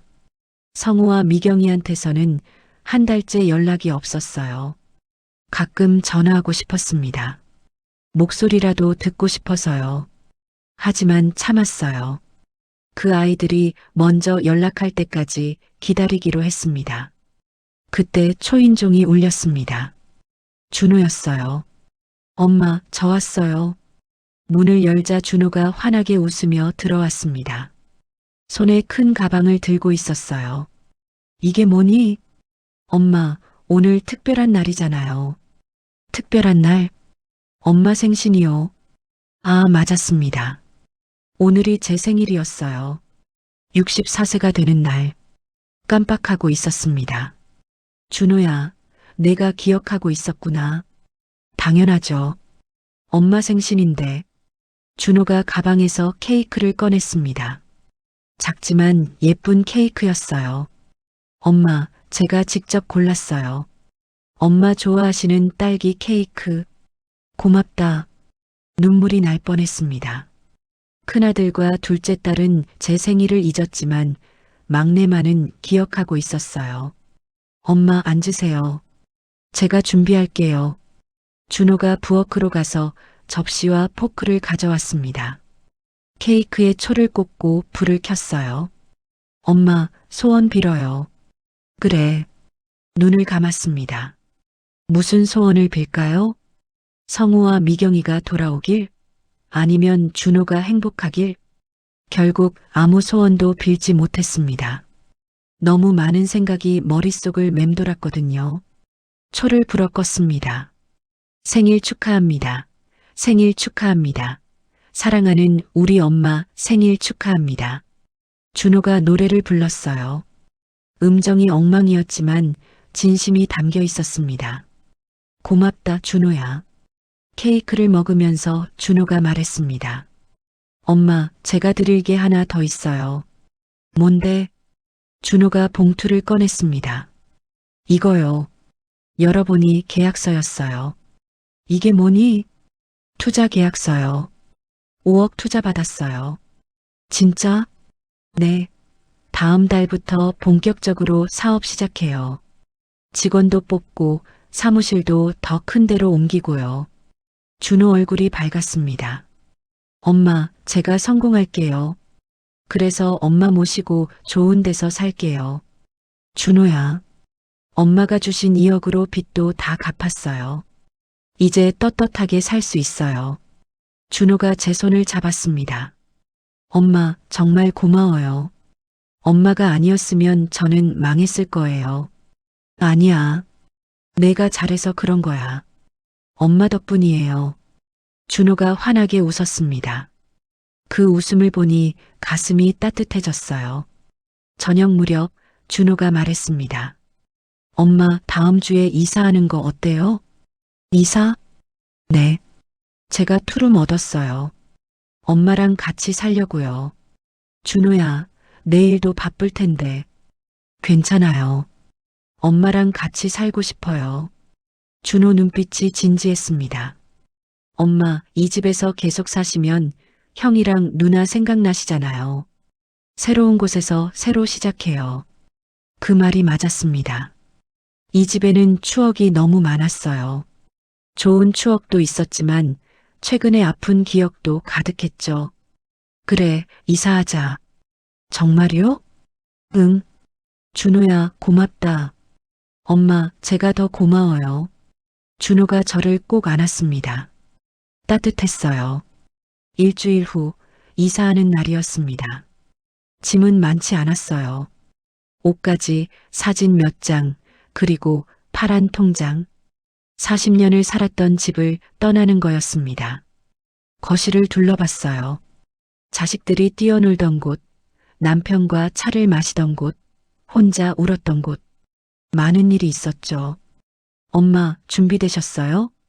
응. 마지막으로 집을 한 바퀴 돌았습니다. 안방, 작은 방, 부엌, 거실. 잘 있어. 혼잣말로 중얼거렸습니다. 문을 닫고 나왔어요. 옆집 최순자 할머니가 나와 계셨습니다. 영수가 가는구나. 네, 할머니. 잘 살아. 준호가 좋은 아이니까 행복할 거야. 할머니도 건강하세요. 그래. 가끔 전화해. 네. 할머니를 안았습니다. 그동안 정말 힘이 되어 주셨어요. 고마웠습니다, 할머니. 뭘? 이웃끼리 당연한 거지. 할머니 눈에 눈물이 맺혔습니다. 준호가 차를 가져왔어요. 엄마, 타세요. 차에 탔습니다. 아파트가 점점 멀어졌어요. 40년 인생이 저 뒤에 남겨지는 것 같았습니다. 새 집은 작았습니다. 투룸이라고 했지만 20평도 안 돼 보였어요. 하지만 깨끗했습니다. 준호가 미리 청소해뒀나 봅니다. 엄마, 이 방 쓰세요. 제일 큰 방이에요. 준호야, 내가 써야지. 아니에요. 엄마 방이에요. 방에 들어갔습니다. 작지만 햇빛이 잘 들었어요. 창밖으로 공원이 보였습니다. 좋구나. 그죠? 제가 열심히 찾았어요. 짐을 풀기 시작했습니다. 옷을 정리하고 사진을 벽에 걸었어요. 그 중에는 세 자식이 어렸을 때 찍은 가족 사진도 있었습니다. 준호가 사진을 보더니 말했습니다. 엄마, 형이랑 누나도 그때는 순수했었는데. 그래, 다들 착했지. 엄마, 혹시 형이랑 누나 그리우세요? 솔직히 말하자면 그리웠습니다.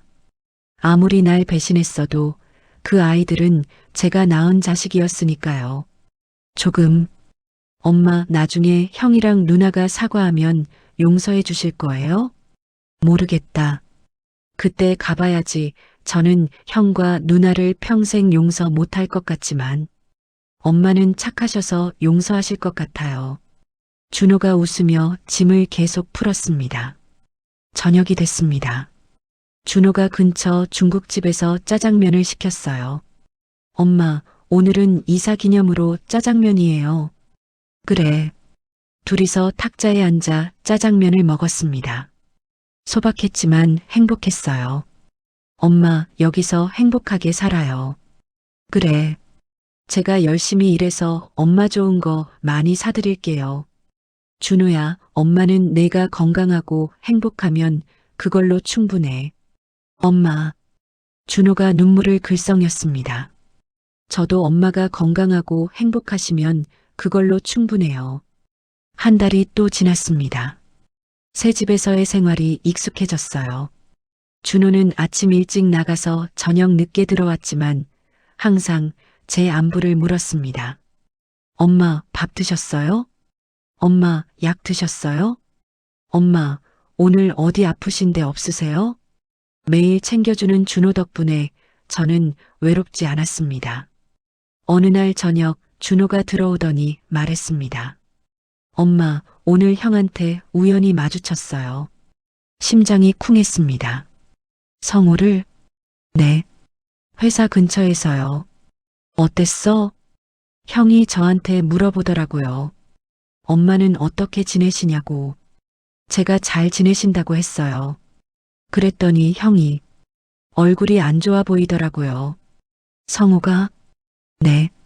많이 늙어 보였어요. 가슴이 아팠습니다. 아무리 날 배신했어도 그 아이는 제 아들이었으니까요. 형이 엄마 바뀐 전화번호 물어보더라고요. 그래서 가르쳐 줬어요. 엄마가 싫으시면 안 받으셔도 되니까요. 고맙다. 며칠이 지났지만 성우한테서 전화는 오지 않았습니다. 어느 토요일 오후였습니다. 준호가 외출하고 혼자 집에 있었어요. 그때 초인종이 울렸습니다. 누구일까요? 문을 열었습니다. 큰아들 성우가 서 있었어요. 엄마. 성우는 많이 야위어 있었습니다. 얼굴에 주름이 늘었고 머리는 반백이 되어 있었어요. 성우야. 엄마 들어가도 돼요? 그래. 성우가 들어왔습니다. 거실 소파에 앉았어요. 저는 맞은편에 앉았습니다. 한참 침묵이 흘렀습니다. 성우가 먼저 입을 열었어요. 엄마, 집이 작네요. 응. 엄마가 이런 데서 사실 줄은 몰랐어요. 준호가 구해준 거야. 그렇구나. 또 침묵이 흘렀습니다. 성우가 고개를 숙였어요. 엄마, 죄송해요. 눈물이 날 뻔했지만 참았습니다. 뭐가? 엄마한테 너무 심하게 했어요. 요양원 보내려고 하고 집도 팔려고 하고. 성우 목소리가 떨렸습니다. 저는 엄마를 사랑하는 게 아니라 돈만 봤어요. 엄마, 정말 죄송해요. 성우가 무릎을 꿇었습니다. 엄마, 용서해 주세요. 눈물이 쏟아졌습니다. 성우야. 엄마, 저 이제야 깨달았어요. 돈보다 엄마가 더 소중하다는 걸. 일어나. 엄마, 저 용서해 주실 거예요? 저는 성우를 일으켰습니다. 용서는 할게. 근데 예전처럼은 안 돼. 알아요. 너는 엄마를 배신했어. 그 상처는 쉽게 아물지 않아. 네. 죄송해요. 성우가 눈물을 흘렸습니다. 장남이 40살 어른이 엄마 앞에서 우는 모습이 안쓰러웠어요. 그래도 성우야, 넌 내 아들이야. 완전히 끊을 수는 없지. 엄마, 천천히 다시 시작하자. 엄마 마음도 천천히 회복될 거야. 감사합니다, 엄마. 성우가 한참을 울었습니다. 저도 같이 울었어요. 성우가 돌아가고 며칠 후 둘째 딸 미경이한테서 전화가 왔습니다. 엄마, 미경아. 엄마 오빠한테 들었어요. 엄마 찾아갔다고. 그래. 저도 가도 돼요? 와. 다음 날 미경이가 왔습니다. 성우처럼 많이 수척해 있었어요. 엄마, 죄송해요. 미경이도 무릎을 꿇고 사과했습니다. 엄마, 저 정말 잘못했어요. 엄마를 돈으로만 봤어요. 일어나, 미경아. 엄마, 용서해 주세요. 그동안 해주신 게 당연하다고만 생각하고 얼마나 많이 도와주셨는지 까맣게 잊어버리고 지냈어요. 용서는 할게. 근데 시간이 필요해. 네. 미경이도 한참을 울었습니다. 두 자식이 돌아왔습니다. 하지만 예전 같지는 않았어요. 상처가 너무 깊었거든요. 저녁에 준호가 들어왔습니다. 엄마, 오늘 형이랑 누나 왔다 갔어요? 어떻게 알았어? 엄마가 좋아하는 사과랑 배를 신발장 옆에 두고 갔더라고요. 준호가 웃었습니다. 엄마, 다행이에요. 형이랑 누나가 정신 차린 것 같네요. 그래. 다행이지. 엄마, 근데 전 변하지 않을 거예요. 계속 엄마 곁에 있을게요. 고맙다, 준호야. 엄마가 형이랑 누나 용서하셔도 저는 계속 엄마 모실 거예요. 준호가 제 손을 잡았습니다. 그게 효도니까요. 그로부터 6개월이 흘렀습니다. 봄이 왔어요. 성우와 미경이는 가끔 찾아왔습니다. 처음엔 어색했지만 시간이 지나면서 조금씩 나아졌어요. 완전히 예전으로 돌아갈 수는 없었지만 그래도 가족이었습니다. 어느 일요일 세 자식이 모두 모였습니다. 준호가 사는 집, 제가 사는 집에서요. 준호가 요리를 했어요. 서툴지만 정성스러웠습니다. 엄마 드세요. 성우와 미경이는 조용히 밥을 먹었습니다. 예전처럼 재산 얘기는 하지 않았어요. 그냥 엄마의 건강을 물었습니다. 엄마, 요즘 어떠세요? 괜찮아. 약은 잘 드세요? 응, 준호가 챙겨줘. 성우가 준호를 받습니다. 준호야, 고맙다. 엄마 잘 모셔줘서. 형, 당연한 거예요. 미경이도 말했어요. 준호야, 내가 있어서 다행이야. 누나도 이제 자주 오세요. 그래, 그럴게. 식사를 마치고 모두 돌아갔습니다. 준호와 저만 남았어요. 엄마, 오늘 어땠어요? 좋았어. 형이랑 누나가 많이 변했죠? 그래, 많이 변했어. 엄마, 행복하세요? 저는 잠시 생각했습니다. 완전히 행복한가요? 아니었어요. 여전히 가슴 한편이 아팠고 상처는 아물지 않았습니다. 하지만 불행하지도 않았어요. 조금씩 행복해지고 있어. 그럼 됐어요. 준호가 웃었습니다. 엄마, 저는 엄마가 웃으시는 게 제일 좋아요. 고맙다, 준호야. 그날 밤 저는 침대 밑에서 초록 통장을 꺼냈습니다. 7억에서 2억을 준호한테 줬으니 5억이 남아 있었어요. 이 돈은 어떻게 할까요? 성우와 미경이한테도 줄까요? 아니면 준호한테만 줄까요? 고민하다가 결정했습니다. 5억은 제 노후 자금으로 쓰기로요. 치매가 심해지면 요양병원에 가야 할 수도 있었죠. 자식들한테 짐 되고 싶지 않았습니다. 그리고 나중에 제가 세상을 떠날 때 남은 돈은 세 자식이 똑같이 나눠 갖게 하겠어요. 성우와 미경이도 제 자식이니까요. 비록 배신했지만 용서했으니까요. 일기를 꺼냈습니다. 봄, 새로운 시작입니다. 성우와 미경이가 돌아왔어요. 완전히 예전 같지는 않지만 그래도 가족입니다. 준호는 여전히 제 곁을 지켜주고 있어요. 이제야 알았습니다. 진짜 효도는 돈이 아니라 함께 있어주는 거라는 것을요. 펜을 내려놓고 창밖을 봤습니다. 벚꽃이 피고 있었어요. 새 생명이 움트는 봄이었습니다. 저도 새로 시작하는 기분이었어요. 제 통장은 결국 가족의 진심을 측정하는 저울이었습니다. 그 저울을 통해 알았어요. 누가 진짜이고 누가 가짜인지. 하지만 이제는 그것도 중요하지 않았습니다. 중요한 건 지금이었어요. 함께 있는 이 순간이요. 내일은 또 어떤 날이 올까요? 좋은 날이길 바랍니다. 준호와 함께 그리고 조금씩 회복되고 있는 성우, 미경이와 함께 엄마의 통장 이야기는 여기서 끝입니다. 하지만 제 인생은 계속됩니다. 아직 끝나지 않았으니까요.